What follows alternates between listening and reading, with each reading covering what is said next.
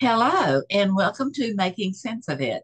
I'm Mona Duncan, your moderator, and today we're going to be looking at what is love. This being Thanksgiving. Well, it is kind of a Thanksgiving, but it's a love Thanksgiving, Valentine's Day. So,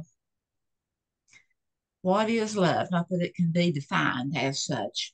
But anyway, happy Valentine's Day to everyone, and thank you for being here now and later. And February kind of has, its fame is that it has a limited amount of days. And every 4 years, there's a day that some people cannot have their birthday celebrated on because it's the 29th day instead of the 28th day and all that. And it has limited days. It's kind of the last hurrah of winter. And then it's also become known as the month of love. And so, love, we have a tendency as human beings to use that term love very loosely. Sometimes it's for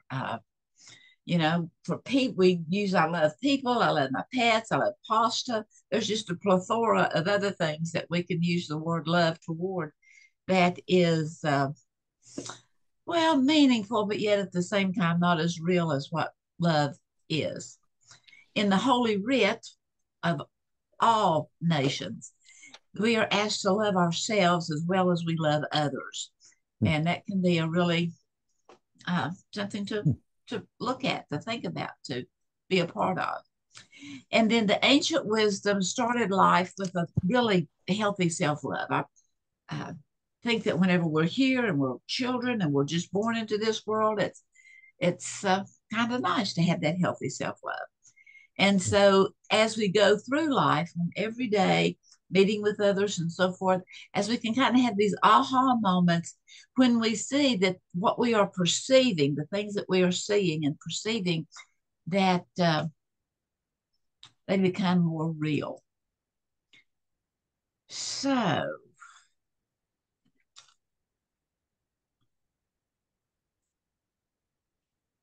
okay.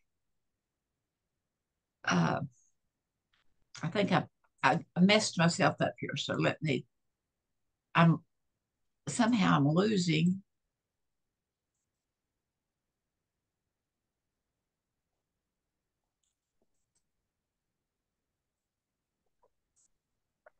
Okay.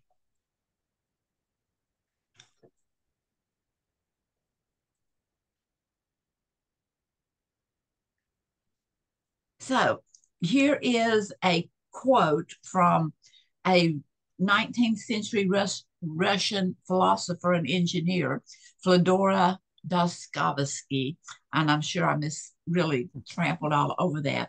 But this is what he said. If you were to destroy in mankind the belief in immortality, not only love, that every living force maintaining the life of the world would at once be dried up. I mean, that's really powerful, I think. That if love were not in existence, everything about us would just dry up because we are lovely and we are loved.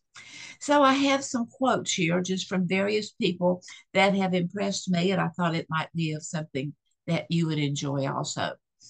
There are different kinds of love or different dimensions to it or different types of. We've already talked about that. We, use the word to cover just almost everything.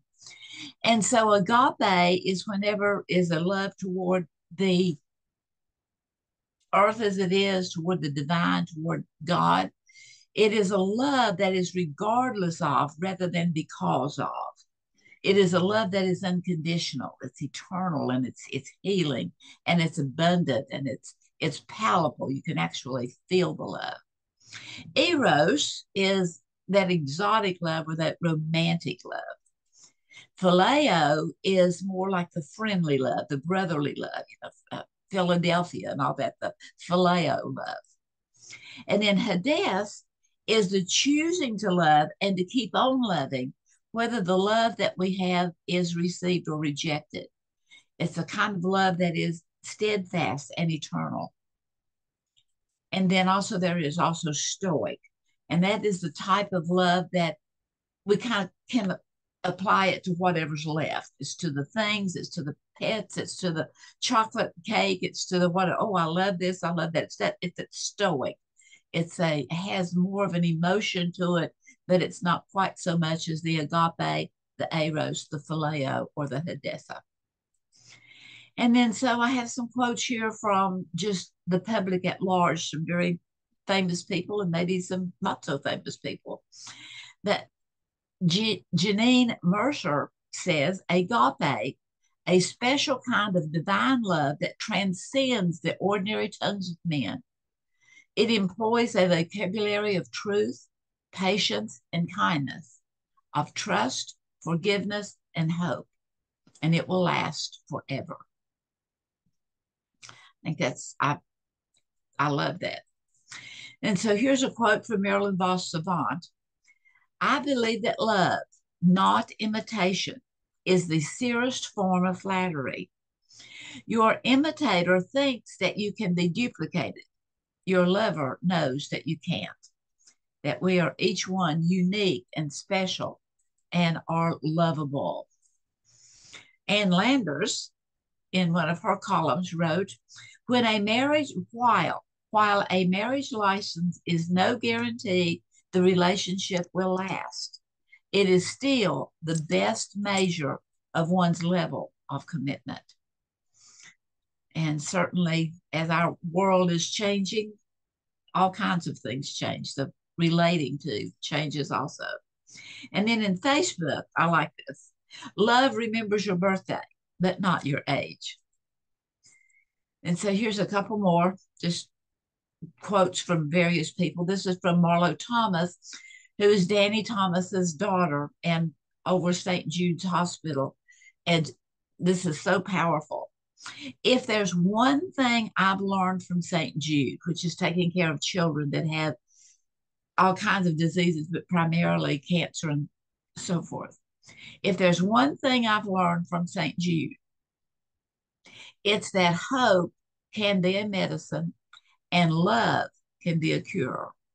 And I assure you, those are two things that all of us are qualified to dispense. Isn't it beautiful? That hope can be a medicine and love can be a cure. And we are all qualified to administer those drops of love and hope. And here's from Rabbi Harold S. Kushner. The essence of married love is not romance, but forgiveness. Romantic love needs to deny and overlook faults, but mature love sees the faults in ourselves and in the ones we love and is capable of loving flawed people. And that truly is love. It's when we can love flaws and all. And then C.S. Lewis, you may love in all infirmities and even in spite of, but love does not cease to will their removal, is willing the removal of the infirmities and the spite. So just a couple, three additional thoughts on love. And I put this little graphic together that it is love that is surrounding and overtaking the world. And may that be a prophecy that it really will surround and overtake everyone in the world. So additional thoughts on love, that it is a universal emotion. No matter our creed, our color, our place where we, lie our heads at night to rest, there's universal emotion. May we all develop a really thankful heart and a grateful attitude, and to make choice above the emotions that may come that would be the disqualifiers. To realize that love multiplies, but it never divides. So we need to be careful in that. We never outgrow our need for love, to love and to be loved. And that everyone has worth, value, and inherent dignity simply because we are human beings that are living on planet Earth. And here is a quote from Rumi. many, many, many, many years ago, says your task is not to seek for love, but merely to seek and find all the barriers within yourself that you have built against it. So, what barriers may we have built in our lives that is against loving and being a part of? So, thank you very much. And I'm going to stop the recording